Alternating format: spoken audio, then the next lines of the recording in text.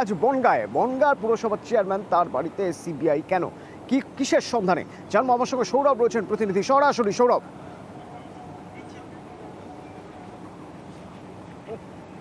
একেবারেই দেখো, এই মুহূর্তে আমি তোমাকে একটা ছবি দেখাবো। শঙ্কর আড্ডর বাড়ির সামনে 3D লেজার স্ক্যানিং করা হচ্ছে সিবিআইয়ের তরফ থেকে। যেমনটা দেখা গেছিল শেখ শাহজাহানের বাড়ির সামনে তার মার্কেটে এই 3D লেজার স্ক্যানিংয়ের মাধ্যমে সিবিআই কার্যত যেই জায়গায় এই ঘটনাটি ঘটেছে, অর্থাৎ গত 5ই জানুয়ারি ইডির ওপরে যে হামলার ঘটনাটি ঘটেছে, ভাঙচুর করা হয়েছিল, সেই জায়গা সম্পূর্ণভাবে কিন্তু 3D লেজার স্ক্যানিংয়ের মাধ্যমে সেই জায়গাটিকে কিন্তু স্ক্যান করা হচ্ছে। অর্থাৎ সিএফএসএল এর তরফ থেকে এবং সিবিআইয়ের তরফ থেকে এই স্ক্যানারের মাধ্যমে গোটা এলাকার 360 ডিগ্রির যেই ছবি 3D মাধ্যমে, সেই ছবি কিন্তু তারা রিপোর্ট আকারে সেগুলিকে তুলে ধরবে।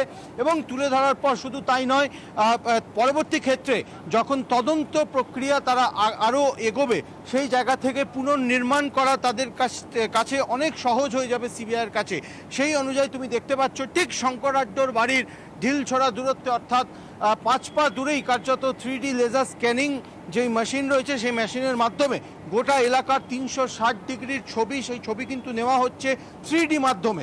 এবং শুধু তাই নয়, এই 3D মাধ্যমে ছবির যখন রিপোর্ট আকারে তারা বের করবেন, এবং সেই জায়গা থেকে তারা 3D মাধ্যমে প্রতিটা গলি, প্রতিটা রাস্তা তারা ঠিক তাই তদন্ত অনেকটাই সুবিধা হবে। কিন্তু আমার সৌরভ, তোমার কাছে আরো একটা প্রশ্ন থাকছে। এই ছবির পাশাপাশি আরো একটা প্রশ্ন থাকছে, গোপাল শেঠের বাড়িতে সিবিআই কেন?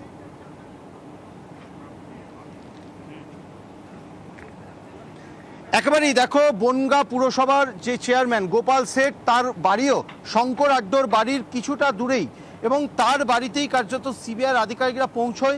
এবং সেখানে তারা জানান যে তার বাড়ির বাইরে যে সিসিটিভি ক্যামেরাগুলো রয়েছে, সেই সিসিটিভি ক্যামেরাগুলিতে গত 5ই জানুয়ারি ঘটনার ফুটেজ আছে কিনা সেই সংক্রান্ত বিষয় নেই, কিন্তু তার বাড়িতে যায় এবং তার সঙ্গে কথোপকথন হয় সিবিআই আধিকারিকদের। যদিও গোপাল শেঠের তরফ থেকে জানানো হয় যে তার বাড়িতে যেই সিসিটিভি ক্যামেরা ইনস্টল রয়েছে, সেই সিসিটিভি ক্যামেরা শুধুমাত্র 25 দিনের ফুটেজ ব্যাকআপ রাখতে পারে। অর্থাৎ গোপাল শেঠের তরফ থেকে সিবিআই আধিকারিকদের সাফ জানিয়ে দেওয়া হয়েছে যে গত 5ই জানুয়ারি যেই ইডির ওপরে হামলার ঘটনা ঘটেছিল, সেই ঘটনার ফুটেজ কিন্তু তার যেই ক্যামেরা ইনস্টল রয়েছে বাড়িতে, সেই ক্যামেরাতে কিন্তু ব্যাকআপ নেই। অর্থাৎ সিবিআই আধিকারিকদের সঙ্গে এই মুহূর্তে কথোপকথন চলছে গোপাল শেঠের। শুধু তাই নয়, শঙ্কর আড্ডকে তিনি কতদিন ধরে চেনেন, রাজনৈতিকভাবে কতদিন ধরে চেনেন, প্রশাসনিক মিউনিসিপ্যালিটির কাজ করার ক্ষেত্রে কতদিন ধরে চেনেন, তারই প্রতিবেশী, তার সেই দুর্নীতির সঙ্গে যুক্ত, সে জানতো কিনা, এই সমস্ত বিষয়গুলো নিয়েও কিন্তু কথোপকথন চলছে সিবিআই আধিকারিকদের সঙ্গে। গোপাল শঙ্কর আড্ডকে যেদিন নিয়ে আসা হয়েছিল সেদিনও ইডি আক্রান্ত হয়েছিল এবং সেই ঘটনারই তদন্ত করছে সিবিআই। তো শঙ্কর আড্ডর বাড়িতে গিয়ে আজ কি করলে সিবিআই আধিকারিকরা, তারা কি করলেন, কি দেখলেন, কি প্রশ্ন করছেন জানবো। আমার সঙ্গে রয়েছেন অপর প্রতিনিধি অনিরুদ্ধ। কি জানতে পারছি আমরা ভিতরে খবর?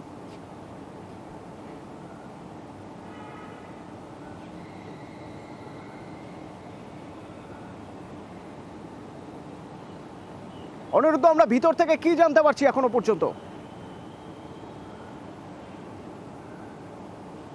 দেখো, তোমাকে জানিয়ে রেখে অতনুদা, ঠিক গতই 5ই জানুয়ারি ঠিক এই জায়গাতেই, অর্থাৎ শঙ্কর আড্ডর বাড়ির সামনে যখন শঙ্কর আড্ডকে নিয়ে বের করা হয়েছিল, সেই সময় এলাকার যে মব এসে ইডি আধিকারিকদের গাড়ির উদ্দেশ্য করে ইট মেরেছিল এবং সেখানে ইডি আধিকারিকদের উপরে যে হামলা হয়েছিল তারই তদন্ত করতে এসছে কিন্তু সিবিআইয়ের আধিকারিকরা আগেও একদিন এসেছিল এখানে। তারা এখানে এসে প্রাথমিকভাবে দেখার চেষ্টা করেছিল যে কোন জায়গায় সিসি ক্যামেরা রয়েছে। সেই মতোই আজ কিন্তু যে সিবিআই আধিকারিকরা এসছেন, তারা কিন্তু প্রথম থেকে এসে প্রাথমিকভাবে শঙ্কর আড্ডর বাড়িতে প্রবেশ করেন এবং তার স্ত্রীর সঙ্গে কথা বলেন, অর্থাৎ বর্তমান বনগাঁ পৌরসভার উপপৌরমাতা জ্যোৎস্না আড্ডর সঙ্গে কথা বলেন।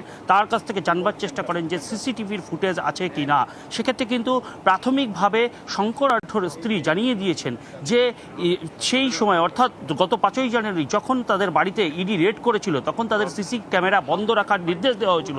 ঠিক সেই মতোই তাদের সিসি ক্যামেরা বন্ধ ছিল 1 মাস, এবং সেই কারণেই তারা এখন সিসি ক্যামেরার ফুটেজ দিতে পারছে না, তেমনই কিন্তু জানিয়েছেন। পরবর্তীতে এই ফরেন্সিক দলের প্রতিনিধিরা তাদের বাড়িতে নানাভাবে তদন্ত প্রক্রিয়া এগিয়ে গিয়েছে এবং তাদের বাড়ির সামনে মাপঝোপ করা হয়েছে।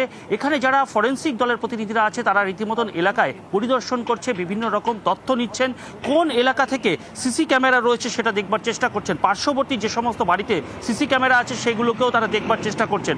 বলা যেতে পারে এই শঙ্করাঢ্যর বাড়ির পাশেই বর্তমান পৌরপিতা গোপাল শেঠের বাড়ি রয়েছে এবং শঙ্করাঢ্যকে যখন তার বাড়ি থেকে বের করা হয়েছিল, গোপাল শেঠের বাড়ির সামনে থেকে তাকে নিয়ে যাওয়া হয়েছিল। ইডির আধিকারিকদের যখন আক্রমণ করা হয়েছিল সেই সময় কি ঘটনা ঘটেছিল, এখন বর্তমানে সিবিআই আধিকারিকরা বা ফরেন্সিক দলের প্রতিনিধিরা কিন্তু জানবার চেষ্টা করছেন যে তখন কোন দিক থেকে এই আক্রমণ এসেছিল এবং যে মব এসেছিল সেই মব কোন দিক থেকে এসেছিল।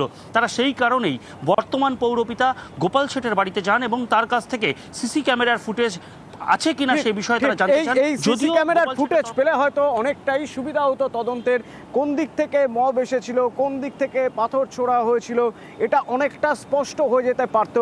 কিন্তু সেই সিসি ক্যামেরার ফুটেজ নেই, অতটা ব্যাকআপ নেই। গোপাল শেঠের বাড়িতে যখন যান সিবিআই তদন্তকারীরা তাদেরকে গোপাল শেঠ জানিয়ে দেন যে এতটা ব্যাকআপ তার নেই, 5ই জানুয়ারির ঘটনা, এতদিন পরে সেই ব্যাকআপ খুঁজে পাওয়া যাবে না। তাছাড়াও আরও উপায় রয়েছে তদন্তের, আর সেই সব উপায়েই এখন কাজে লাগানো হচ্ছে। তা হলো 3D লেজারিং দিয়ে জরিপ করা হচ্ছে, 3D দিয়ে জরিপ করা হচ্ছে যাতে অন্তত কতটা দূরত্ব বাড়ি থেকে, মব কোন দিক থেকে এসেছিল, প্রত্যক্ষদর্শীরা কি বলছেন সেই অনুযায়ী, সেই মাপ অনুযায়ী তদন্তে এগিয়ে নিয়ে যাওয়া যায়।